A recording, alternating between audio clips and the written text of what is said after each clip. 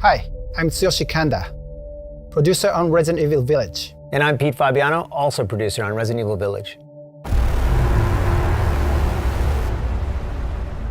We hope you all had the chance to check out and enjoy our trailer. Some of you are probably wondering why we didn't just call the game Resident Evil 8. Well, it's still the 8th in the series, and we're treating it as such. You can even see the Roman numeral 8 in the game logo, so it's Resident Evil 8, just not in name. Yeah, I like the play on the design and the simplicity in the name. But we'll touch more on that a little later. For now, why don't we just jump in and let viewers know a little bit more about the game itself.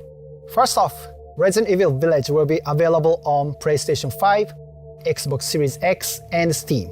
Right, and in line with previous Resident Evil titles, we're using RE Engine.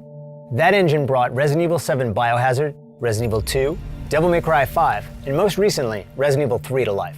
We were able to take all that we learned from those titles, along with our internal development efforts, and optimize the latest version of the engine for the next generation of consoles. With the combined power of Next Gen and RE Engine, we can take our developers' vision to new heights. Once again, we're planning a fresh take on survival horror, this time upping the ante on action a bit. Realistic graphics and immersive audio, coupled with no load times, will really draw you into the world we've created for Resident Evil Village. Speaking of which, the game takes place a few years after the events of Resident Evil 7 Biohazard. Right, and it follows the story of protagonist Ethan Winters. Ethan's gone back to living an ordinary life, but of course, it wouldn't be a proper story without a new challenge to overcome. Chris Redfield, a decorated hero fighting against bioterrorism, makes his return, but not in the way you'd think. He's the reason Ethan's life gets turned upside down. Let's take a look at some key art. You can see Chris looking dark and far more brooding than in earlier Resident Evil appearances.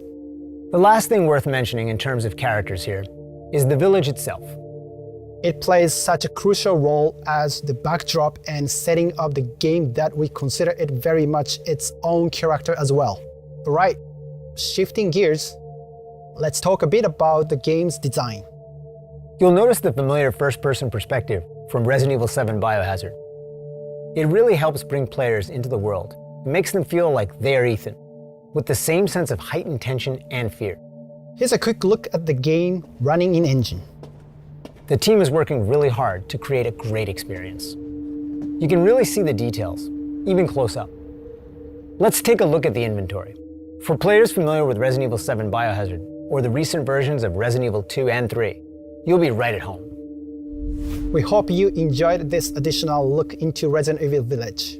Oh, and here's one more piece of key art. You might want to pay extra close attention to this one. There's a lot that's being shown in it. So much so that we debated whether or not to actually put it in the announced trailer. Take a look and let your imagination run wild. We are aiming to have more to show you towards the end of summer. So, until next time.